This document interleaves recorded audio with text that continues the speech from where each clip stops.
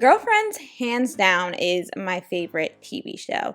Not second best, not tied with anything else. It is Girlfriends. It literally is my comfort show. Each character is written so well and they have depth, an amazing story.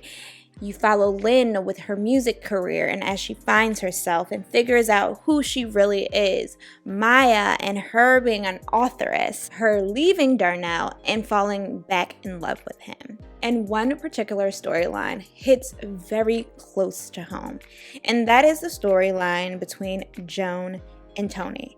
It hits so close to home sometimes I even skip a couple of episodes when it's high peak tension, because I have experienced losing friendships, difficult conversations, and trying to reflect on if I need certain friendships within my life. We are introduced to these ladies, and what we are told is that they are best friends. That's it. That's how it's always been forever. And we see this relationship go through ebbs and flow, push and pull, and we don't truly see a kind of conclusion to that until Toni leaves for New York. The relationship that these two women share is the heart and soul of the actual show. Not the men that go in and out of their lives, but the womanhood, the sisterhood that they share. But let's be honest, their relationship is far from healthy. Shoot, it's toxic, right?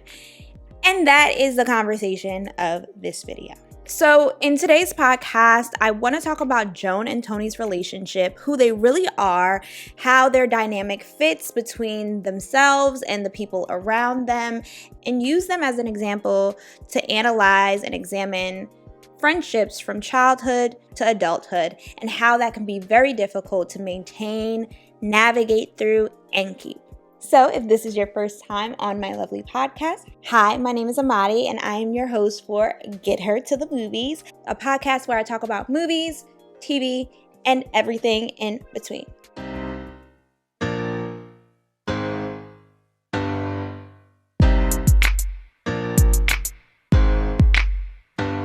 So who are Toni and Joan? So let's talk about who these ladies are individually.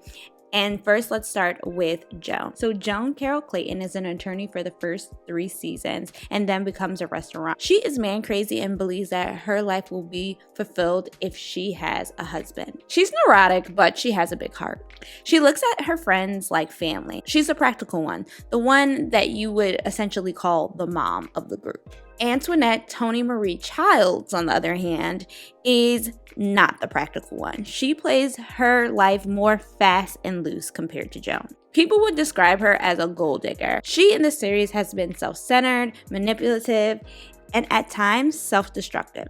But one thing about Toni is she does not play about her money.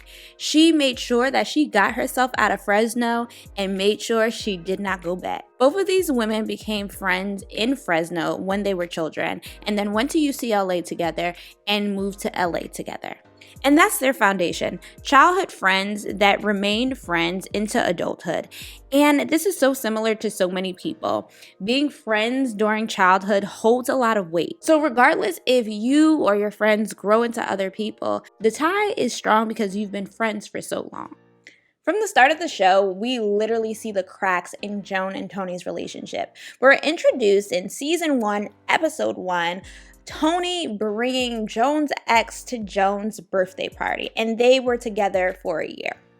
Lynn, who was the only one who had sense in this whole situation, forces Toni to tell Joan that she wants to invite the ex. His name is Charles. And Joan, though clearly uncomfortable and does not want Toni to bring this man to her party, concedes and says yes.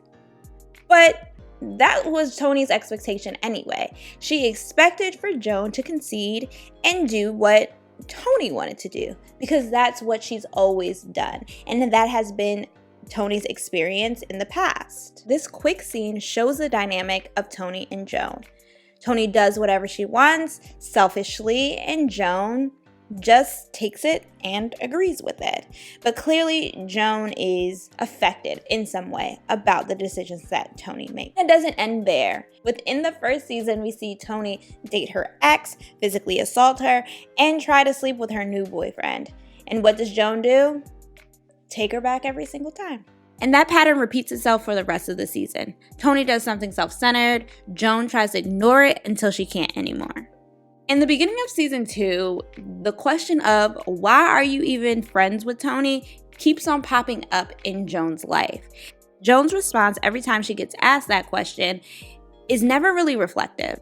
It would be I don't know, she's always been there. And there it is, right? Joan was afraid of change, afraid of a new normal. And I think that's really normal for friends who have been together for years. How do you navigate your day-to-day when your best friend, maybe someone who you might have called every single day, is no longer around? No one to chat to, no one to go to the mall with, etc. But on a deeper level, no one who truly knows you. And as an adult, it's so hard meeting new people, making connections when you get older. That's why a lot of people boast about no new friends, because your old friends are the ones that know you to the core. It's the ones that blend into family functions and remembers that crappy partner 8 years ago and lets you cook when you talk bad about them. But just because they're your oldest friend doesn't necessarily mean that they're your best friend or best for you. It was very clear that Joan and Toni were codependent on each other, which made it difficult for them to see each other as they truly are.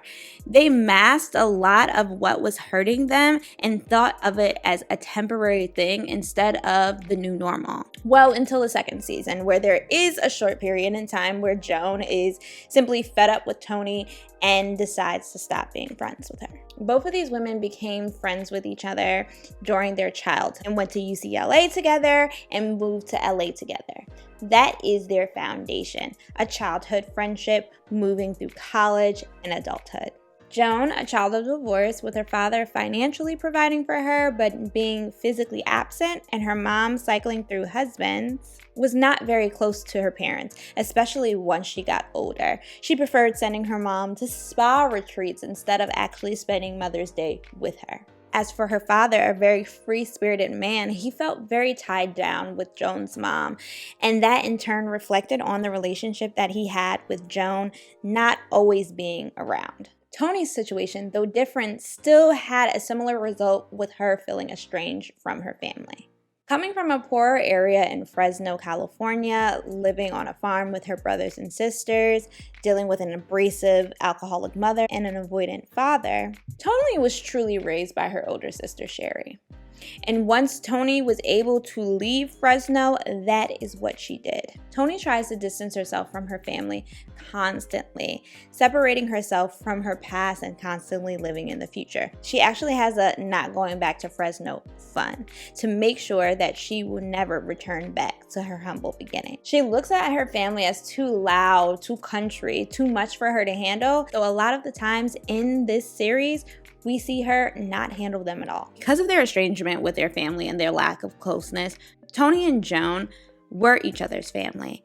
And that's why we see the unhealthy enmeshment that they have within the first couple of seasons. And in terms of the friendships that they have outside of each other, they navigate those friendships very differently. Joan, who we established, looks for love and acceptance from other people, opened her heart and her home very quickly to William, Maya, and Lynn. You can tell, even though they don't say it within the actual series, that Lynn and Joan had a quicker connection in college than Toni and Lynn did, and Toni probably came around to liking Lynn towards the end. For Toni, it takes her a while to warm up to people. A good example is Toni and Maya's relationship. In the beginning, Toni could not stand Maya. Granted, it was a little classist, / a lot of classes, but Toni respected Maya after Maya was willing to basically physically put her body on the line to defend Toni. In the earlier seasons, she does regard Lynn and Maya as her friends, but she still has her guard up. They're not people she can let her emotional guard down to. That is relegated to Joan.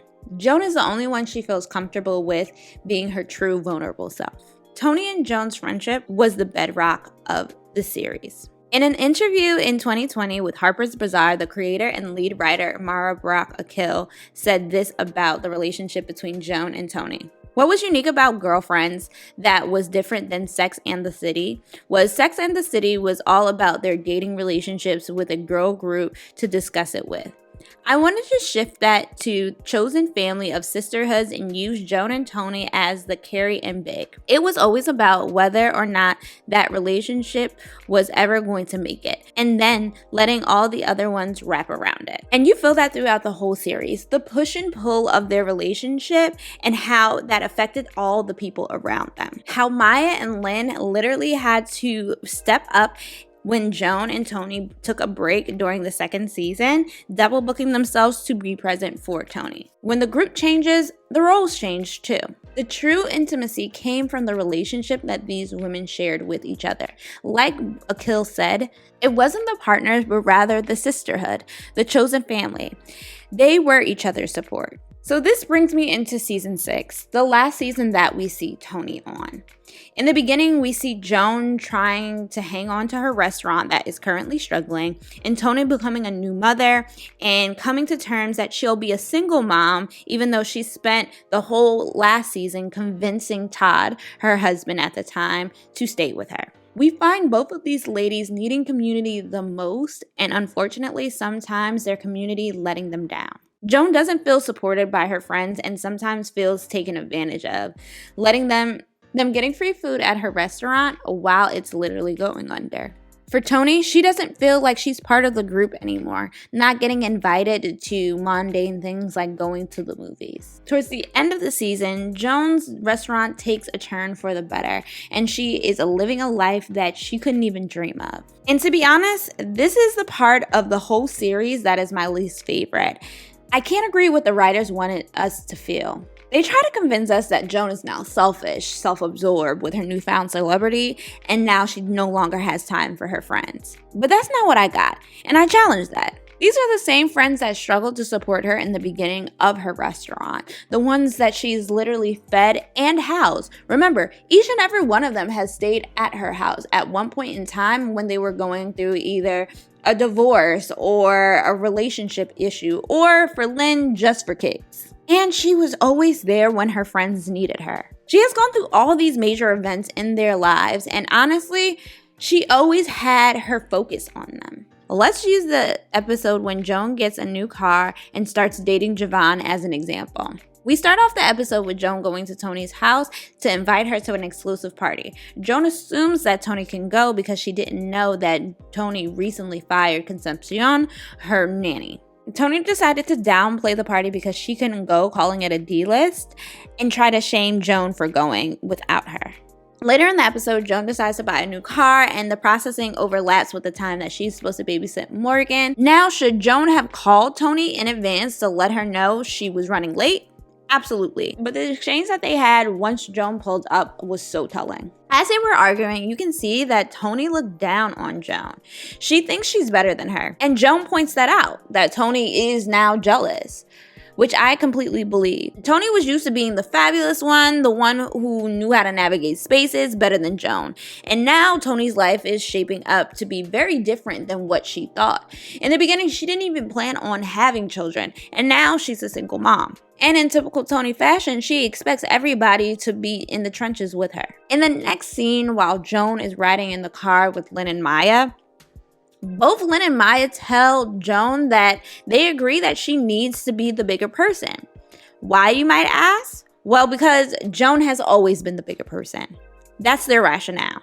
Toni is just being Toni, i.e. never apologizing, so Joan must. Excuse me? And I think that's the thing that pissed me off. So we see Joan do exactly that, apologize. She goes to Toni's house to apologize. Toni first slams the door in her face and then gets mad after Joan only hangs out for 3 hours at her house, then leaves to go on a date. And let me ask y'all, why does Joan have to be so subservient to Toni for Toni to feel like their relationship is imbalanced? Why do Joan and Toni think that it's acceptable for Toni to not be reflective and apologize for her friend's behavior? It's always on Joan. We see the relationship deteriorate for the rest of the season until the final episode of that season, where Joan is supposed to testify at Morgan's custody hearing because she drank too much the night before and was unable to get into her car and go back home and shower. She misses the whole hearing. And that was the final nail in their friendship coffin. So in the next season, Toni decides to move to New York to live closer to Todd and them have a better co-parent relationship. But there is a void with Toni not being in the next season.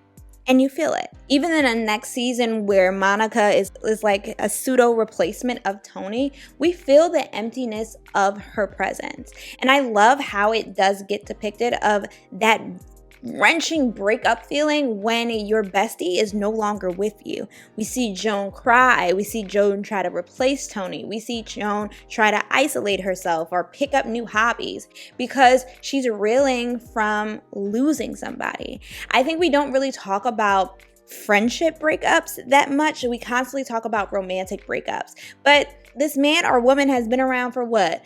A year, 2 years? Or what about someone who's been around for 18?